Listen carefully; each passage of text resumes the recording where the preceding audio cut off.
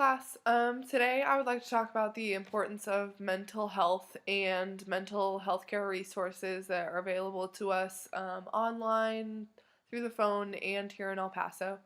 According to the National Alliance on Mental Illness, approximately 1 in 5 adults in the U.S., 43.8 million or 18.5% experience mental illness in a given year.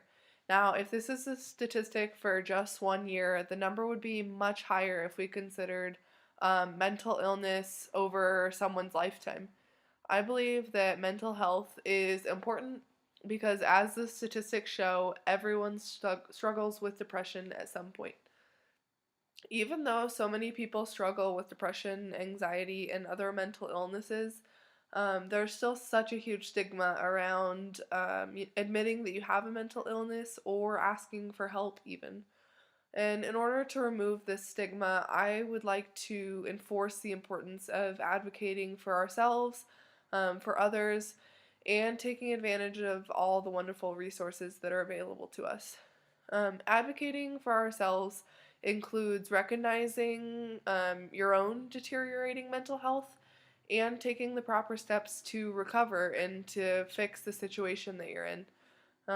Sometimes it's really difficult to know how to help ourselves in this kind of situation. But the first step is being proactive if you can to try to prevent um, ending up with a mental illness or, becoming depressed. So, according to Jim Green, in the Salem Press Encyclopedia of Health, mental hygiene is a preventative measure taken to help avoid mental illness.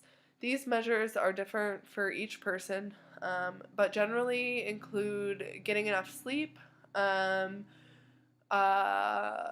proper diet, creating a support network, and other forms of self care or different ways that you have to take care of yourself and give yourself a break. Um, it can be difficult to focus on maintaining mental hygiene with all the things that we have going on in our lives, like work, school, and family. But it's so important to take care of ourselves before all of these things, because if we do become mentally ill or depressed or end up with really bad anxiety, you won't be able to handle these responsibilities anyways. So it's always important to take care of yourself and make you a priority. Early intervention can help with gaining coping skills also.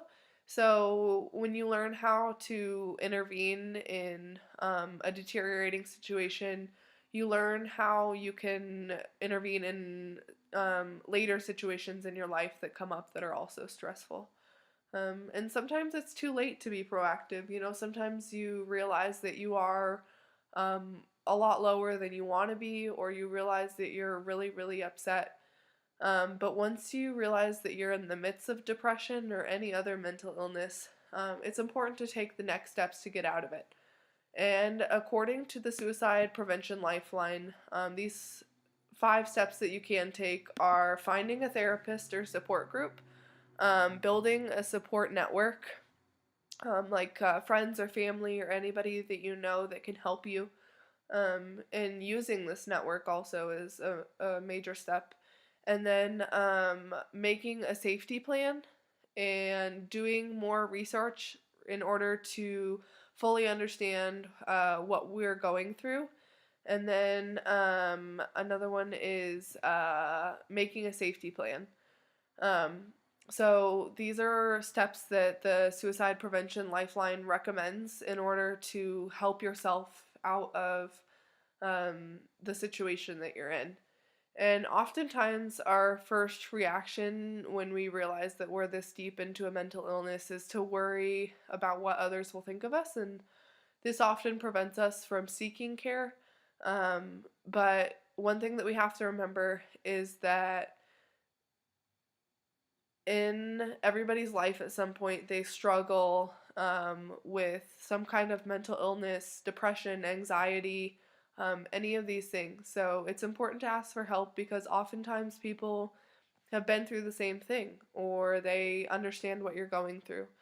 Um, So, besides advocating for ourselves, it's really important to advocate for friends, family, and even people that we don't know because they could be going through a mental illness themselves and they may not know how to ask for help or they may be scared. So, um, they also may not know what steps to take if even if they do want to ask for help, they don't know the full extent of what they can do to help themselves.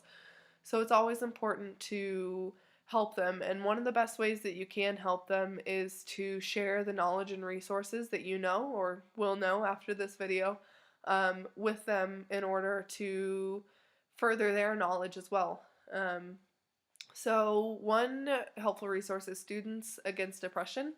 They offer many ways to bring up mental health with those that you're worried about. So, if you do know somebody, this is a great website to check out. And like I said, I'll put everything at the end of my video so you can go ahead and find those resources. But they suggest bringing up your concerns with the person and being sensitive and persistent is another tip of theirs because sometimes people won't admit what they're going through the first time you ask them. But if you're very concerned about them, be persistent. Encourage the person to get professional help. Ask the person what you can do specifically to help them at that moment in time. Learn more about depression and directly ask the person if they've had suicidal thoughts. Um, these kinds of talks can feel uncomfortable most of the time, but the discomfort that you feel in the midst of these conversations is so minor compared to the consequences that could arise if you don't check in on somebody that you're worried about. If you find that you or someone else is struggling with mental health, take advantage of the resources that I'm about to share with you. Um, One great resource that's here in El Paso is Family Services El Paso. It's a great resource that provides counseling service to anybody who wants to speak with a counselor. According to their website, they accept most, if not all, major insurances, but they don't deny care to anybody, which is what's really important. And what I really wanted to share about this resource is that if you don't have insurance and you don't have a way to pay for the services, oftentimes they can waive the fees or set up payment plans or do anything to be able to help you. They don't deny care to anybody, which is really fantastic for those who are unable to pay for services or anything like that. Um, the next resource is called Suicide Prevention Lifeline. I mentioned it once already.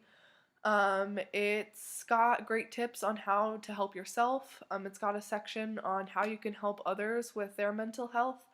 And then the most important thing is it also has a lifeline number that anyone can call if they're feeling overwhelmed, suicidal, anything like that.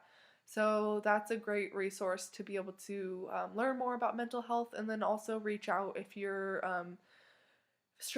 struggling with a mental illness.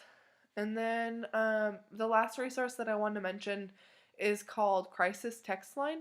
Oftentimes people feel uncomfortable talking face to face with a counselor or over the phone about their mental illness. So this is another great option for those who would feel more comfortable texting their situation with a crisis counselor.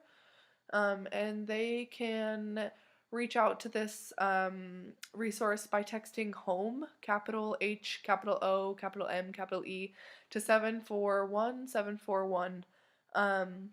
And you can speak with a crisis counselor anytime, 24/7. So I thought that was another really great resource for people who are struggling with mental illness.